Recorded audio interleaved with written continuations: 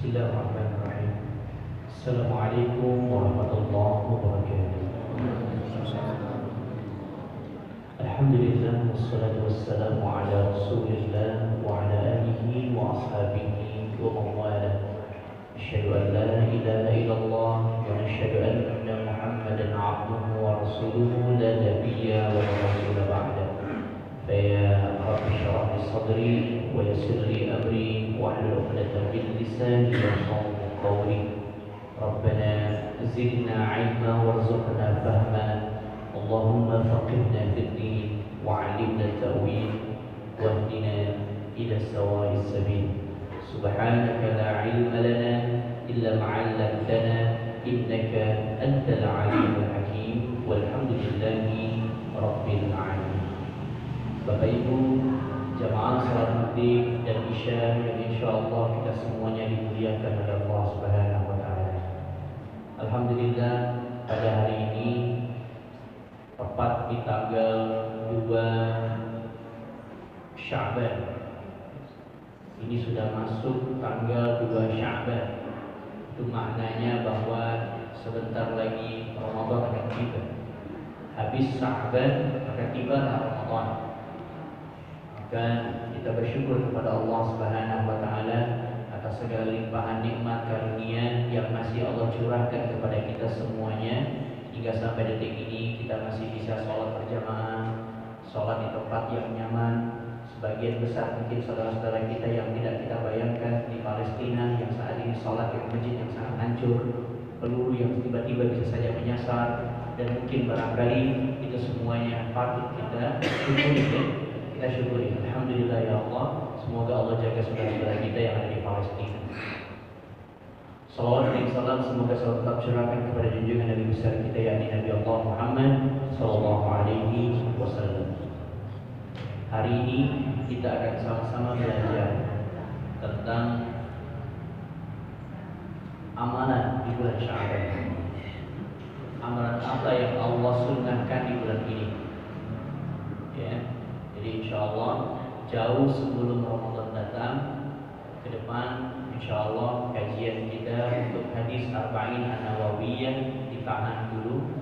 Kita fokus kepada fikir Ramadan, fikir Ramadan, fikir Ramadan, fikir Ramadan. Namun sebelum kita bahas sampai ke situ, kita akan bahas mulai dari bulan Sya'bannya. Kira-kira amalan apa yang Allah dan Rasul tekankan dan anjurkan di bulan ini, sehingga jangan sampai kita lewati ini Ramadan sia-sia, dan jangan sampai kita lewati ini Ramadan hanya sekedar menganggap kayak hari biasa. Ada nggak orang yang menganggap Sya'ban kayak hari biasa? Ada nggak? Ya, Ramadan kayak hari biasa saja. Jadi kalau di bulan sebelumnya, di bulan-bulan lain daripada bulan Sya'ban, dia tidak puasa Senin Kamis, ya bulan Sya'ban juga tak puasa Senin Kamis. Gak ada kekuatan iman yang kemudian mendorong dia untuk melakukan persiapan, sehingga dia menganggap ini bulan biasa saja, sama kayak bulan yang lain. Padahal tidak. Maka dari itu, insya Allah kita sama-sama belajar kira-kira amalan apa yang Nabi kalau lakukan ketemu di bulan Sya'ban, persiapan-persiapan apa yang Nabi lakukan. Pertama, ya, saya izin ke depan, tulis. Pertama, saya ingin petakan terlebih dahulu bahwa tema kita hari ini adalah Tarhib Ramadan. Tarhib Ramadan.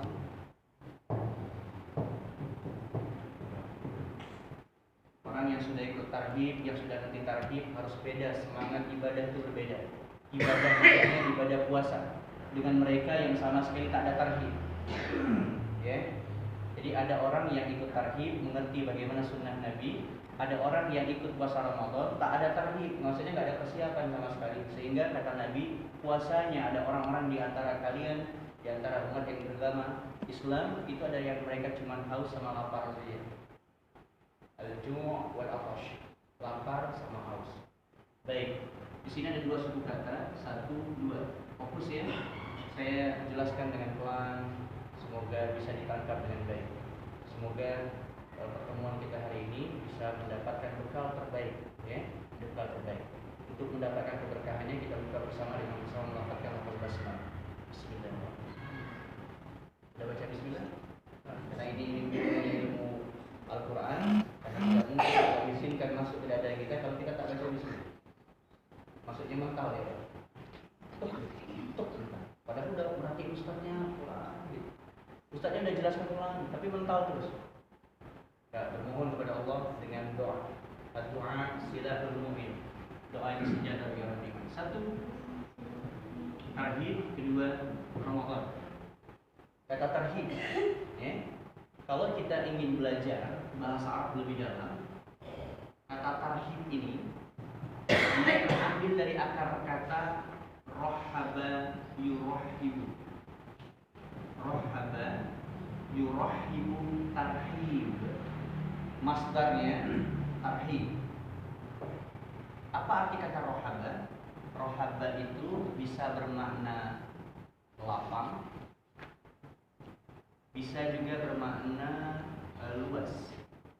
Di lapang, luas. Apa sangkutan hubungannya dengan lapang dan luas dengan Ramadan ini? Karena ada orang yang ketemu Ramadan hatinya tak lapang, jiwanya sempit. Datang ketemu Ramadan terkejut dia. Astagfirullahaladzim, terakhir Ramadan ya? Astagfirullah. Karena dia tak pernah latihan. 11 bulan, udah cukuplah 10 bulan kemarin. Ini bulan ini mau juga tidak berpuasa, maka pertanyaannya, aku harus dengan cara apa lagi kalau saya bukan tidak latihan tarhib di bulan ini? Maka ada orang yang tidak lapang, ada orang yang tak luas. Apa yang tak lapang hatinya? Apa yang tak luas jiwanya? Apa yang tak luas? Mungkin barangkali ada sesuatu yang salah dalam imannya. Rohaba. Apa artinya? Lapang, luas. Biasanya di bulan suci Ramadan ada beberapa spanduk yang tertempel atau terletak di pinggir-pinggir jalan dengan kalimat begini. Tulisan bahasa Arab.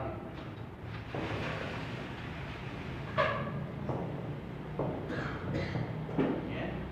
Marhaban ya Ramadan. Pernah lihat Pak?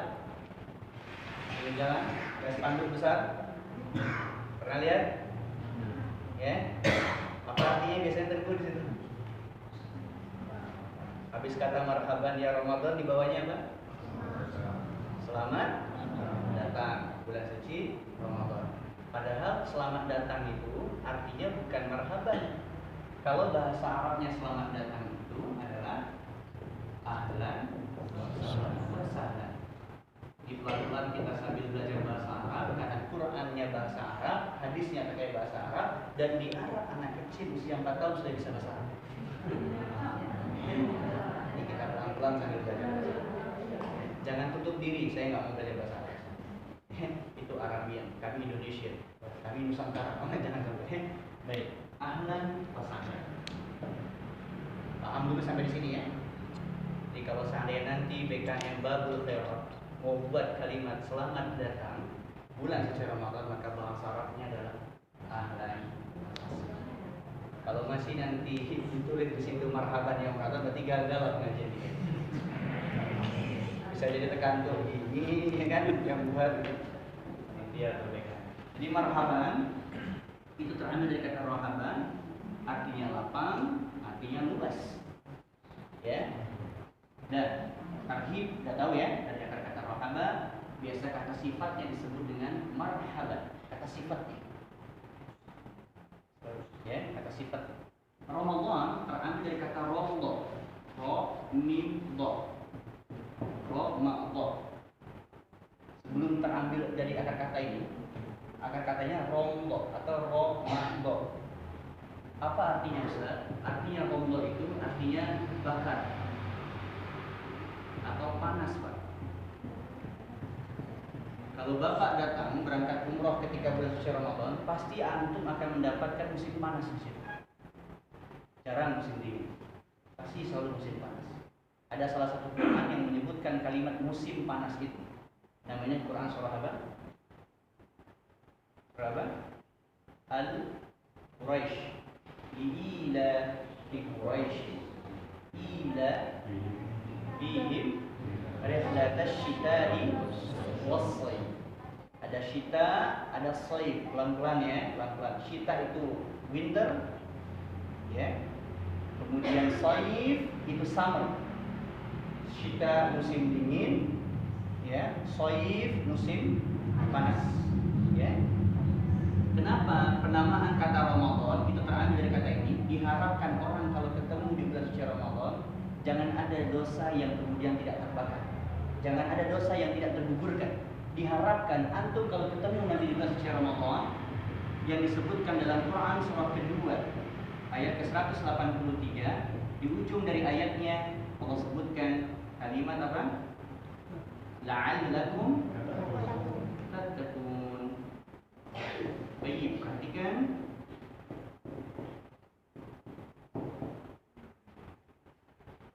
Kalau antum ketemu bulan suci Ramadan, jangan sampai tidak mendapatkan predikat takwa ini. Ya. Dalam kitab Mustadrak Al-Hakim An-Nasaiburi menyebutkan bahwa ini hadis ini langsung disampaikan oleh Jibril, hadis qudsi ini Bapak. Hadisnya qudsi. Jadi yang menyampaikan langsung Jibril alaihissalam. Ya. Maknanya dari Allah, hadis qudsi itu maknanya dari Allah, lafaznya dari Nabi. Kalimatnya, bunyinya dari Nabi, tapi maknanya dari apa? Dari Allah. Hei Muhammad, sampaikan ini berita. Kata Nabi, bu'dan liman adraka Ramadan falam yughfar lahu. Sungguh amat sangat celaka. Sungguh amat sangat celaka dan jauh dari rahmat Allah. Liman adraka Ramadan, ada orang-orang yang sudah ketemu bulan suci Ramadan, falam yughfar lahu, tapi dosa-dosanya tak diampuni oleh Allah. Kenapa? Karena dia tak mendapatkan ini. Dia sombong, tak mau belajar, tak mau peduli. Yang penting saya puasalah, nahan haus sama lapar. Ya, merepet tetap merepet, melotot tetap melotot, nafsu tetap tidak terjaga. Ada orang-orang yang seperti itu disebutkan oleh Nabi. Maka hati-hati Bapak Ibu, harus kita dapatkan predikat ini. Karena ini diawali dengan kalimat la'alla. Fokus ya sebentar. Kata la'alla ini maknanya dalam bahasa Arab namanya litaraji. Pelan-pelan nanti saya jelaskan ini. Ini untuk fokus. Litaraji. Apa litaraji? Maknanya adalah pengharapan. Tidak semua orang yang berpuasa di bulan suci Ramadan akan mendapatkan predikat ini. Takwa. Ya ayyuhalladzina amanu kutiba alaikumus siyam. Huruf ya terulang 361 kali dalam Al-Quran. Ayyuha terulang 150 kali dalam Al-Quran. Alladzina terulang 1080 kali dalam Al-Quran. Amanu 258 kali dalam Al-Quran. Ulangi. Silakan Ustaz, ulangi. Allah memulai firman-Nya di Quran surah kedua ayat ke-183 dengan huruf ya. Betul Pak, Bu? Ya. Ma makna harfun ya? Apa arti huruf ya di sini Ustaz? Huruf ya itu dalam bahasa Arab namanya harfun nida, huruf panggilan. Jadi kalau saya ingin memanggil seseorang dengan jarak yang dekat, yang menengah, bahkan jauh, itu dipanggil dengan huruf ya namanya. Ya, jadi huruf ya itu huruf panggilan dengan tanpa jarak. Ya, maksudnya bisa jaraknya luas, maknanya luas, bisa dekat, bisa menengah, bisa jauh. Saya ingin sampaikan Bapak Ibu, tidak semua orang yang berpuasa akan mendapatkan predikat takwa. Perhatikan ayat ini. Ya ayyuhalladzina amanu kutiba alaikumusiyam kama kutiba alal ladzina min qablikum la'allakum tattaqun. Kalau ada kalimat la'allakum, maka tidak semua orang yang berpuasa akan mendapatkan predikat takwa. Namun kalau bunyi kalimatnya begini, ya ayyuhalladzina amanu kutiba alaikumusiyam kama kutiba alal ladzina min qablikum tattaqun. Di la'alanya hapus, la'alanya hilang, ininya hilang, langsung tattaqun. Maka maknanya adalah setiap orang yang berpuasa Ramadan pasti jadi orang takwa. Paham Pak? Kalau kalimat la'allanya ini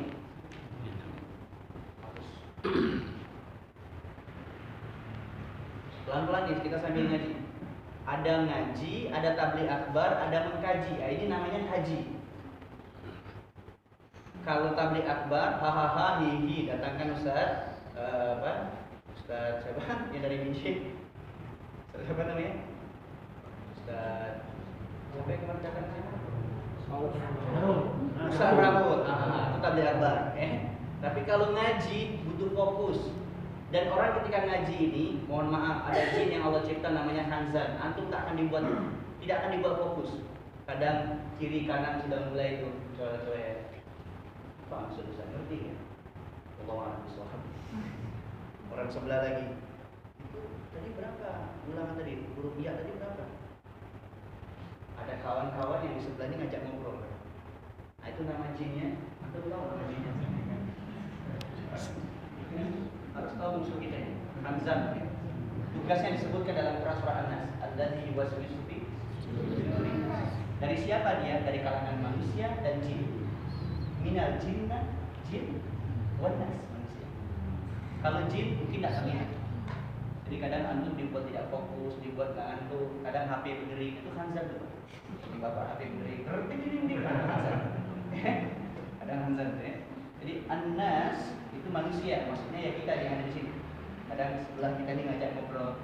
Jadi kalau seandainya ada yang tiba-tiba ngajak ngobrol, sampaikan jangan dulu ngajak ngobrol. Masih juga ngajak ngobrol, auzubillahi minasyaitonir rajim. Kepada Allah daripada syaitan ya. Baik, fokus ke sini. Ya. Tidak semua orang yang berpuasa akan mendapatkan predikat takwa. Kenapa? Karena diselip di sini ada kata la'alla. Paham ya? Setiap apapun ayat dalam Al-Quran yang ada kata la'allakum, la'allakum, la'allakum, bahwa itu tidak semua artinya terpilih. Kayak kita sholat maghrib tadi. Apakah semua orang yang sholat maghrib ikut pengajian? Tidak. Lagi-lagi dipilih oleh Allah. Dari mana kita tahu bahwa kita dipilih oleh Allah? Hadis, riwayat, Al-Bukhari. Dipilih sama Allah. Nomor berapa? Nomor 17. Mayuridillahu bihi khairan. Siapapun yang ingin Allah jadikan dia orang baik. Ciri-ciri orang baik itu yang pertama kali Allah kalau sudah ingin jadikan seseorang orang baik, yang pertama kali dikasih bukan harta, bukan dunia, bukan jabatan. Ingat, catat baik-baik, kalau Allah sudah ingin jadikan seseorang orang baik, yang pertama kali dikasih bukan dunia, titik.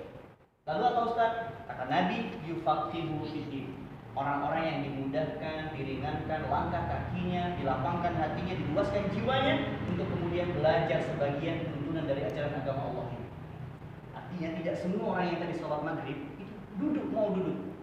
Kata Nabi, idza marartum fid dunya, kalau engkau berjalan di atas muka bumi, lalu melihat ada taman surga di situ, maksudnya majelis ilmu, maka farta'u, berhenti, jangan lanjutkan perjalanan. Sekalipun engkau kelaparan di saat itu.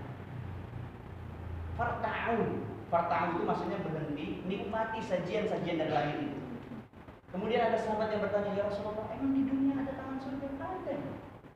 Apa taman surganya? Majalisul ilm wa majalisul dzikri. Majelis ilmu dan majelis zikir. Ibu-ibu kalau saat yang buat wiritan, pengajian, ada wiritan di sini?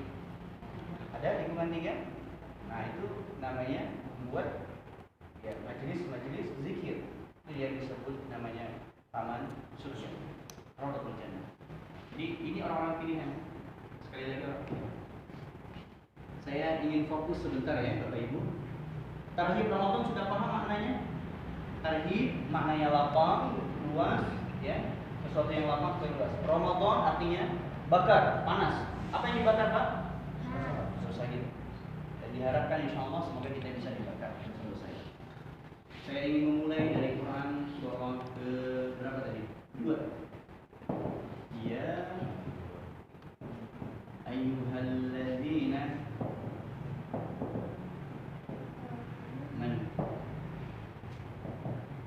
ini saja hari ini dapat, insyaallah ke depan kita tambah lagi. 1 tadi berapa ini? 361 kali. Ayyuha berapa tadi? Ada yang catat? 100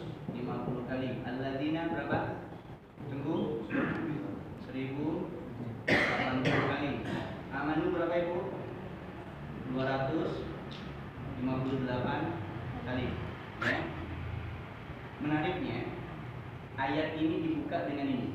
Nah, untuk fokus sebentar. Harfun nida, huruf panggilan. Nidaun, nida, huruf panggilan. Yang menariknya, ketika ada huruf panggilan ini disandingkan dengan kata amanu, seolah-olah Allah memberikan isyarat begini. Hai orang-orang yang sudah menyatakan dirinya beriman kepadaku. Yang imannya dekat, orang itu kan ada imannya kan yang dekat kan? Itu enggak? Belum dipanggil azan dan datang ke masjid duluan. Ada enggak orang yang kayak gini? Ada. Ada yang menengah. Bisa jelaskan nanti ya. Yang menengah dipanggil dulu, hanya ala sholat baru datang. Kata istrinya, Pak udah azan, nanti tunggu habis selesai azan baru ke masjid. Ini orang yang ciri-ciri imannya menengah. Ya, kali ini belum azan udah datang duluan. Ada orang yang imannya begini, Pak. Jangan tanya dia akan sholat atau tidak, tapi tanyakan hari ini sudah maksiat apa? Sudah main judi online belum? Sudah main domino online belum? Sudah main skater belum? Karena ada orang-orang yang seperti itu haus dia dengan maksiat. Dan ini pun kata Allah dipanggil dengan kalimat huruf ya. Jadi kalau ibarat kata begini, ya Ali. Jadi huruf ya ini huruf panggilan yang memanggil dengan jarak dekat, menengah dan jauh. Saya ulangi ya. Huruf ya ini huruf panggil, namanya harfun nida dalam bahasa Arab. Huruf nida, huruf pemanggil. Ya. Dengan jarak apa? Dekat. Dengan jarak yang menengah, dengan jarak yang jauh. Semisal saya punya teman namanya Muhammad. Ya Muhammad, Muhammad dekat sini nih. Dekat nih jaraknya, duduknya dekat dengan saya. Ya Muhammad ta'alun.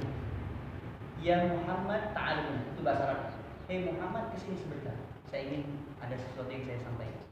Itu dipanggil dengan huruf ya. Ya Muhammad. Kalau misal jaraknya Muhammad ini tidak dekat, tapi jaraknya menengah besar, maka saya panggil Muhammad dengan sama dengan kalimat huruf ya juga. Ya Muhammad ta'aluna. Hei Muhammad kesini sebentar. Dengan huruf ya sama. Dan kalau jaraknya jauh di luar sana, ya jaraknya jauh, maka saya panggil dengan huruf ya juga sama. Bisa. Ya Muhammad ta'al. Hei Muhammad kesini sebentar. Tuh, jarak yang dekat, menengah dan jauh. Seolah-olah Allah ingin memberikan isyarat begini. Hai orang-orang yang sudah menyatakan dirinya beriman kepada Allah, yang imannya dekat, yang imannya menengah dipanggil azan dulu baru mau datang ke masjid, atau yang jauh yang tak pernah selama 11 bulan engkau mengingat kepada aku. Jangankan engkau mau pegang Quran, ya, jangankan mau pegang Quran, sholat 5 waktu pun sulit, Jumat pun tak mau. Diseru oleh Allah, tidak ada pilihan, tidak ada orang yang bertakwa dengan kalimat khusus, tidak ada, semuanya sama dipukul rata. Yang dekat, ayo ketika ini bulan suci Ramadan datang menemuiku, engkau semakin lebih dekat. Yang imannya mendengar, kalau engkau datang memenuhi panggilan di bulan suci Ramadan ini, engkau sambut dengan gembira, maka engkau akan lebih dekat. Yang mendengar. Bahkan yang, Masya Allah, mohon maaf Bapak Ibu, yang tak pernah ingat kepadaku selama 11 bulan ke belakang, ini bulan suci Ramadan, ayo dekat. Aku ingin kuburkan seluruh dosa-dosa.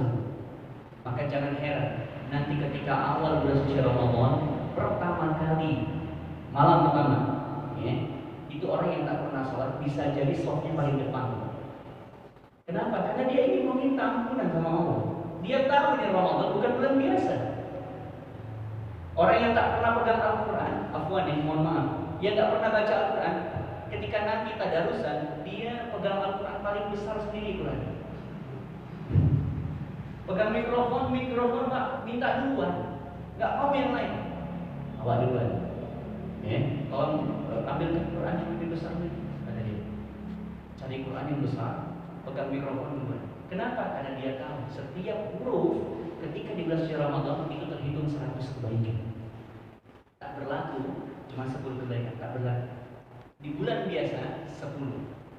Man qara'a harfan min kitabillah falahu asyru hasanat. Barang siapa yang membaca Al-Quran dari kitabullah, maka baginya 10 kebaikan. Itu bulan biasa. Ini bulan Ramadan, itu terhitung 100 kebaikan. Kalau ada yang hari ini mendengarkan tausiah ini, mendengarkan ayat ini, dia bisa baca Quran, tapi tak mau berinteraksi dengan Al-Quran di bulan suci Ramadan, maka rugi sekali. Maka dari itu, sebelum Ramadan itu datang, lakukan tarhib, lakukan persiapan. Apa persiapannya? Pertama, amalan sunnah di bulan Sya'ban itu satu. Nabi itu kalau bertemu di bulan Sya'ban, yang sebentar lagi bulan depan akan masuk Ramadan, hadisnya dari Sayyidah Aisyah. Hadisnya dari Sayyidah Aisyah. Siapa Aisyah ini? Istri Nabi. Tentu dia tahu betul bagaimana Nabi ketika di bulan Sya'ban. Dari Aisyah, hadis riwayat Muslim, nomor hadis ke 1956. Ya. 1956. Juga bisa kita temukan dalam hadis riwayat Al-Bukhari, nomor hadis ke 1883. Ini amalan siang di bulan Sya'ban. Jadi ada amalan siang, ada amalan malam. Jadi beda Pak, amalan siangnya beda, amalan malamnya beda. Kata Sayyidah Aisyah, "Ma ra'aitu Nabiyya sallallahu alaihi wasallam." Saya tidak pernah melihat Nabi kalau ketemu di bulan Sya'ban ini kecuali dia memperbanyak puasanya. Sekelas Nabi untuk persiapan. Kita bukan Nabi. Sahabat Nabi bukan, tidak hidup di masa Nabi, tidak sholat di Masjid Nabawi, surga masih belum jelas, tidak ada satupun ayat yang menjamin kita masuk surga, belum melakukan mau persiapan. Lalu kita siapa? Itu pertanyaannya. Kita siapa kalau tak mau melakukan persiapan? Maka lakukan persiapan. Apa persiapannya? Satu, Nabi itu kalau ketemu bulan Sya'ban perbanyak puasa. Boleh puasa Senin Kamis ditambah dengan ayam bidnya 13, 14, 15, atau puasa sunnah tertinggi. Tahu nggak puasa sunnah tertinggi puasa apa? Puasa apa? Daud. Puasa Daud. Tahu puasa Daud? Sehari puasa, sehari berbuka. Sehari puasa, sehari berbuka. Tahu puasa Daud kan? Sehari berpuasa, hari ini besok puasa, Selasanya libur, nggak puasa. Rabunya puasa lagi, Kamisnya libur lagi. Jumatnya puasa lagi. Itu namanya puasa Daud. Ingat ya, puasa nggak ada sholat Daud. Tahu sholat Daud? Subuh nggak sholat, zuhur sholat. Asar nggak sholat, ya maghrib sholat. Itu namanya sholat Daud. Nggak ada sholat Daud, ya. Yang ada cuma puasa Daud. Ini pelajaran buat anak-anak supaya ternyata nggak ada ya Pak. Takutnya biasa anak-anak sekarang ini kreatif, lebih pintar daripada kita. Kalau ada puasa Daud, berarti ada sholat Daud. Nah ini terlampau soleh yang kayak gini. Terlampau soleh. Jadi Bapak Ibu, Allah mengawali firman-Nya dengan huruf ya, memanggil dengan jarak yang dekat, jarak yang menengah, jarak yang jauh. Kenapa kita dipanggil disuruh oleh Allah? Tujuannya adalah satu. Jadi tujuan kita berpuasa itu agar seorang hamba, bisa dicatat, yang punya catatan boleh dicatat. Tujuan berpuasa sunnah di bulan Sya'ban adalah agar seorang hamba meningkatkan kedekatan mereka kepadaku melalui media puasa. Jadi kalau Bapak ingin merasa dekat dengan Allah, ada media yang ditawarkan, namanya puasa di bulan Sya'ban. Kalau antum merasa dekat nggak sama Allah, biasa aja Ustaz. Bapak dekat nggak sama Allah? Dekat nggak? Iya Bapak. Ustaz Michael banyak. Bapak dekat nggak sama Allah? Merasa dekat nggak? Kalau kita nggak puasa, nggak ada kedekatan itu, feel-nya nggak ada, beneran. Kayak orang sholat gitu. Orang sholat, Alhamdulillahi Rabbil Alamin, Ar-Rahmanir Rahim, Maliki Yaumiddin. Orang kalau ada kedekatan sama Allah, ketika sholat itu, waduh, nangis dia. Tapi pemaksiat, pendosa, itu nggak ada kesentuhan Pak. Biasa aja. Allah. Lama betul. Oh, macam Ali Imran Ustaz ini stop. Ada satu. Ada yang kayak gitu? Begitu dia bilang. Kemarin minggu lalu, luar biasa. Ustaz baca An-Naba, ikut yang di belakang. Imam dua di sholatnya.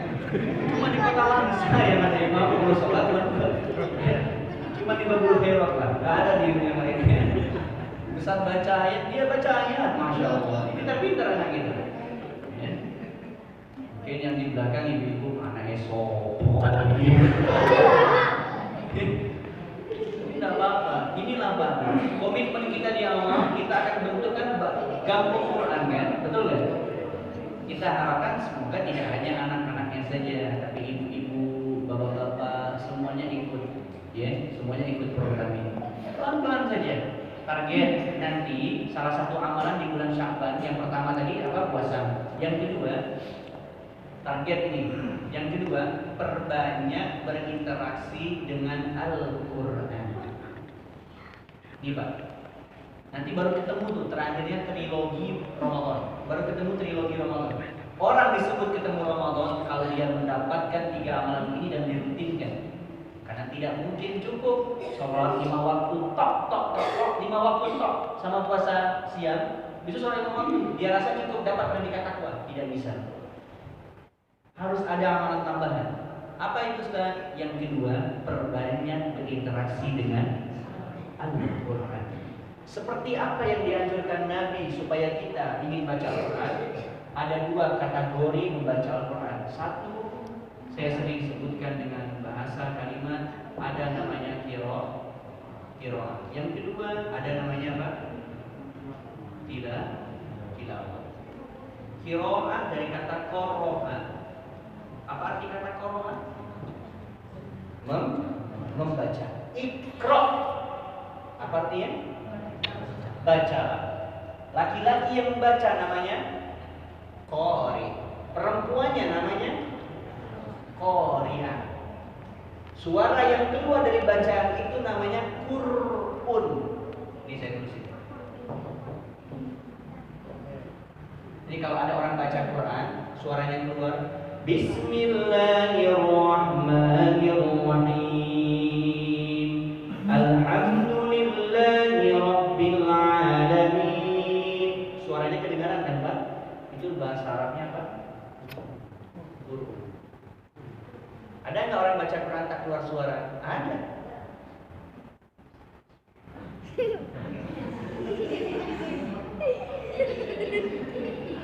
Namanya apa itu? Namanya Quran silent.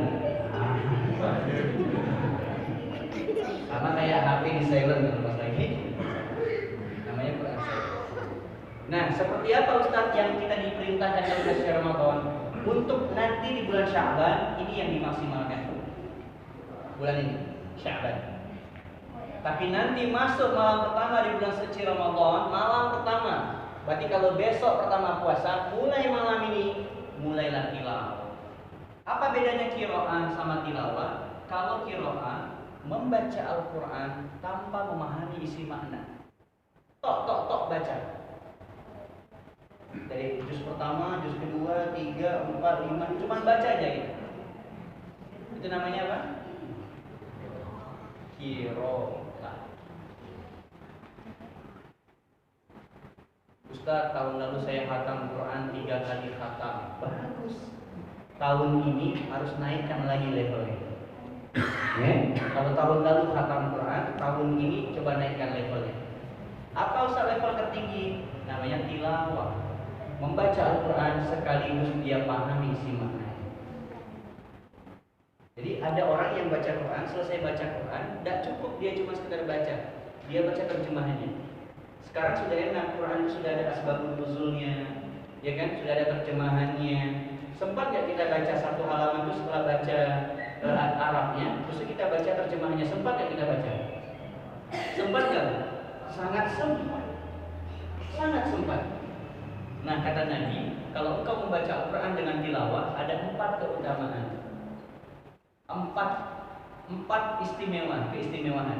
Dan 4 ini langsung diberikan di dunia, bukan di akhirat. Maksudnya Allah bayar cash keistimewaan itu langsung di dunia, bukan di akhirat. Apa keistimewaan itu? 1, orang yang tilawah illa nazalat alaihimus sakinah. Allah berikan di dalam hati dia, di dalam dada dia as-sakinah. Mana sakinah? Ada yang tahu sakinah? Tenang. Punya pribadi yang tenang. Jadi hutang walaupun banyak, tapi dia tilawah, tetap Allah karunia di dalam hati dia tenang. Tapi bukan berarti hutang tak dibayar, hutang dibayar juga, tapi tenang dia. Punya masalah rumah tangga, punya masalah dalam sosialnya, punya masalah di kantor, punya masalah di keluarga, tetap tenang. Siapa orang itu yang diberikan ketenangan? Tidak. Qiraah dapat nggak Ustaz? Tidak. Qiraah cuma dapat pahala saja. Satu hurufnya ya terhitung 10, satu huruf. Tapi untuk yang tilawah dapat ketenangan. Kedua, wahfatsumul malaikah. Orang yang tilawah dijaga ribuan malaikat. Jadi kalau Bapak ingin dijaga senantiasa dilindungi ya oleh Allah melalui perantara malaikat, Bapak punya aset, punya sawit, punya kebun, punya ini, punya itu. Ada nggak yang punya anak perempuan, anaknya lagi pondok, mungkin jauh dari dia, yang di Medan, yang di Jawa, yang di Gontor, yang kemana-mana, engkau di Turki itu. Siapa yang bisa jaga anak kita? Allah. Bagaimana caranya? Ini dia nih, tilawah. Allah jaga anak kita. Melalui perantara siapa? Malaikat. Bisa dipahami? Ya. Nah, nanti anak Ustaz nanti udah bisa baca? Baca udah bisa? Nah, nanti selesai ngaji baca terjemahannya di sebelah. Ya. Tapi jangan kencang kali. Kayak baca puisi itu. Aku berlindung kepada Allah. Anaknya sopo. Anak siapa ini? Kok pinter banget. Calon-calon ulama ini, calon ustaz semua ini. Tangannya kena asap kan sama orang. Ada aja dibaca.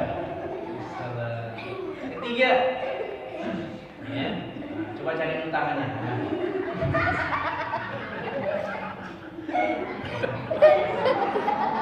Untung saya nggak bawa tim manajemen saya. Kalau nggak masuk YouTube berarti. Akan terjadi tragedi.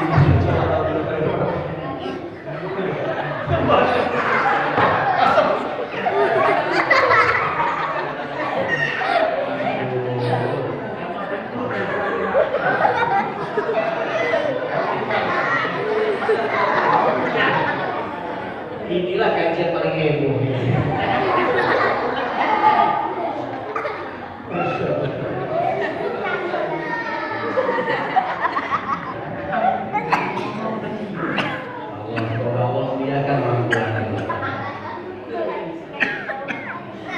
Sudah masuk program ini ke kedua ya. Yang ketiga, nah, fokus lagi ya, fokus lagi. Yang ketiga bagi orang yang tilawah itu wa khasyiyatir rahman, diberikan sifat kasih sayang, penyayang. Saya tidak pernah Pak Ibu dapatkan jamaah saya di Kota Langsa baik laki maupun perempuan yang sudah belajar betul dengan saya, bisa membedakan qiraah sama tilawah. Itu saya tidak pernah dapatkan mereka yang tilawah itu, mohon maaf ya, yang tidak penyayang. Maksudnya itu suka ribut bicara. Pasti orang-orang yang biasanya belajar, betul-betul belajar tilawah dia pahami dengan baik, itu selalu mendapatkan sifat penyayang. Dengan anaknya sayang, ya, dengan binatang, dengan hewan itu sayang, kucing dia sayang. Sampai diberikan makanan kucing khusus tuh. Sampai diberikan. Ya. Dengan keluarga penyayang, itu masya Allah tilawah namanya. Jadi kalau seandainya kita belum dikaruniai sifat itu, mungkin barangkali kita bisa maksimalkan dengan cara tilawah ini. Kalau ada yang di sini punya pribadi yang tidak penyabar, egonya tinggi, maunya menang sendiri, merasa paling suci, jauh dari kata dosa, jauh dari kata khilaf, jauh dari kata maksiat, mungkin saya rasa coba kita maksimalkan ini. Tilawah. Coba sampaikan dengan lantang, katakan kepada Allah, ya Allah aku tak punya dosa. Ada yang berani di sini? Ada, kita punya dosa. Yang megang mikrofon itu lebih banyak mungkin dosa yang berani. Tapi masalahnya karena Allah tutup saja aib kita, betul nggak? Iya. Kalau Allah buka aib kita, terbuka, nggak ada lagi yang mendengarin kita. Istri kita saja, Pak, kalau tahu aib kita, dibuka sama Allah dan diibaratkan itu aib bagaikan kayak bangkai, ya aduh, kacau lah. Takut kita, karena Allah masih tutup aib kita. Maka mohonlah kepada Allah, Allah mastur uyubana, ya Allah tutup aib hamba ya Allah sampai hari kiamat. Kita ini dimuliakan manusia, bukan sesungguhnya kita ini mulia, bukan. Karena Allah masih sayang, Allah bentangkan rahmatnya. Apa rahmat yang Allah kasih? Allah tutup aib kita. Tutup aib kita. Maka dari itu, Bapak Ibu sekalian dimuliakan Allah, kembali ke sini, ke tilawah yang keempat, yang terakhir. Orang yang tilawah wa dzakarallahu fi man 'indah. Orang ini selalu diingat sama Allah. Maksudnya apa, Ustaz? Maksudnya selalu diingat itu kalau dia berdoa, doanya cepat dikabulkan. Ada nggak yang punya hajat yang saat ini mungkin dia sudah berikhtiar tapi doanya belum dikabulkan? Mungkin ada orang yang hadir hari ini dia punya rumahnya ingin dijual tapi nggak laku-laku. Bukan kurang promosi, bukan kurang pengumuman, kita kurang takwa di hadapan Allah. Coba kalau seandainya pakai hantam dengan Al-Waqi'ah, tambah lagi dengan sedekahnya, cepat betul. Bahkan bernazar, Ustaz, kalau laku ini rumah, insya Allah 1/4 dari uang dari sini, insya Allah saya wakafkan untuk bangun pesantren. Saya bangun untuk insya Allah balai pengajian. Dan itu ketika dibangun balai itu, antum sudah wafat, sudah meninggal dunia, terus mengalir pahala itu. Mana kosong min mali? Tidak ada harta yang berkurang karena sebab sedekah. Catat itu, that's point. Dicatat betul. Tidak ada harta yang berkurang karena sebab sedekah. Maka apa yang perlu kita lakukan? Itu permasalahan kemarin yang 16 juta sudah selesai. Sudah selesai. Insya Allah sudah, kalau insya Allah belum. Ya, ayo selesaikan. Selesai kok itu. Ya, itu kalau saya diambil satu-satu, antum 1 juta, antum 1 juta, 1 juta, 1 juta, selesai. 16 orang aja udah cukup. Gak mungkin kita gak punya uang 1 juta, mustahil. Pasti ada, pasti ada. Ada yang masker, dibuka di rumah, selesai. Tolong besok dijual, selesai. Cuma masalahnya, terkadang kita lebih sayang dengan suatu barang yang belum kita sedekahkan. Coba berniaga dengan Allah dengan cara kita berinfak dengan yang terbaik. Ustaz, gimana cara berinfak yang terbaik? Kata Nabi, ciri-ciri orang yang berinfak itu adalah harta yang paling dia cintai. Infak yang terbaik adalah harta yang paling dia cintai. Bapak senang nih dengan batu cincin yang Bapak punya, mau nggak disedekahin? Sulit Ustaz. Ini ada isinya Ustaz. Itu sulit tuh. Saya disampaikan Ustaz, Masya Allah sorbannya bagus banget, nih ambil. Ustaz itu pecinya kok bagus banget, ambil. Ustaz itu baju jubahnya kok bagus banget, Ustaz, ambil. Tapi saya nggak punya baju ganti. Jadi apa yang kalau Nabi itu begitu Pak, kalau dipuji langsung dikasih. Orang kalau udah tahu ngaji, dipuji dia, langsung dikasih. Bukan dia sebutkan alhamdulillah, ya alhamdulillah Pak kemarin itu hasil gaji 13 kemarin, alhamdulillah saya ini. Enggak gitu. Kalau orang sudah ngaji, Bapak suka ambil. Dan itu diganti sama Allah, pasti diganti. Nggak mungkin nggak diganti. Maka amalan yang ketiga di bulan Sya'ban ini, yang ketiga adalah perbanyaklah bersedekah. Jadi satu, tadi apa yang pertama? Puasa, sunnah. Kedua apa tadi? Baca Quran, berinteraksi dengan Quran, bisa dengan qiraah, dengan tilawah. Untuk di bulan Sya'ban qiraah. Nanti masuk di awal bulan pertama di bulan Ramadan, mulai masuk tilawah. Gak usah banyak-banyak. Antum kalau sampai misalnya tahun ini di bulan Ramadan tak khatam Al-Quran, tak ada masalah. Tapi jangan sampai tak khatam juz amma. Coba target aja 1 bulan aja Pak, khatamkan juz amma, baca terjemahannya, baca tafsirnya juz amma. Selesai, beneran. Nanti 11 bulan ke depan, ketika pada waktu sholat nggak bawa qul lagi. Qul huwallah, qul a'udzu birabbin nas, malikin nas. Itu yang dibawa. Kenapa? Karena nggak ada target di tahun lalu itu. Coba kalau tahun ini ada target, antum apa ya? Baca amma yatasaalun 'anil naba'il 'azim alladzi hum karena sampai ini. Ya, ini Masya Allah. Kenapa? Karena punya target.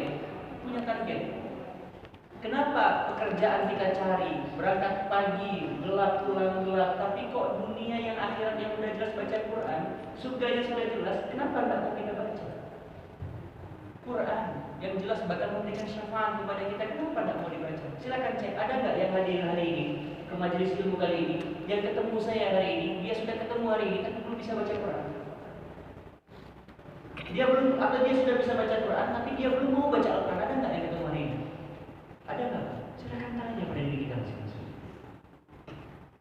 Tarhib itu lebih banyak muhasabah. Kata Nabi, man shoma Ramadan. Ini penjelasan ini ya, tarhib dulu. Man shoma Ramadan. Barang siapa yang berpuasa Ramadan, syaratnya 2 diterima puasa. Sama kayak malam juga. Man qoma Ramadan, qiyam. Maksudnya tarawih. Bukan sholat tarawih ya, sifat sholatnya namanya tarawih. Gak ada sholat tarawih. Tarawih itu sifatnya. Apa ada tarawih? Apa ada disebut tarawih? Istirahat. Sholat yang ada istirahat. Dari kata tarwihah, jamaknya tarawih. Ya, nama sholatnya apa? Qiyamul lail. Qiyamul lail, sholat malam yang didahului habis isya tanpa tidur. Halo, Bu? Tanpa tidur, namanya qiyam. Qiyam berdiri, lail malam. Ada perempuan namanya Lela Lili. Itu artinya wanita. Ya saya nggak usah dulu ya. 5 bulan ya. Mak ini agak berat ya. Kalau singgung sedikit baper. Tindir. Nanti kadang saya bisa ya. Baiklah, cukup ya. Karena sudah masuk waktu, insya Allah akan ada tarhib ya, episode kedua insya Allah. Karena belum saya jelaskan secara menyeluruh ya. Untuk di bulan Sya'ban, ibu bapak, ayo maksimalkan 1 puasa mulai besok ya. Kedua, perbanyak literasi Al-Quran. Silakan pilih mau qiraah, mau tilawah sudah boleh dicoba-coba dari sekarang. Atau yang ketiga, maksimalkan apa? Bersedekah. Baik, ada yang mau bertanya? Tangannya udah ketemu? Udah? Baik, alhamdulillah. Baik. Kalau tidak ada pertanyaan lagi, insya Allah kita akan bertemu di minggu depan. Semoga saya ada keringanan langkah, semoga tidak keluar kota, insya Allah. Semoga kita bisa ketemu lagi dan lanjutkan ke tarhib Ramadan yang episode kedua. Baik, kita tutup bersama dengan doa kafaratul majlis. Subhanallahumma rabbana wa bihamdik, asyhadu an la ilaha illa anta, nastaghfiruka wa natubu ilaik. Wa akhiru da'wana alhamdulillahi rabbil alamin. Assalamualaikum warahmatullahi wabarakatuh.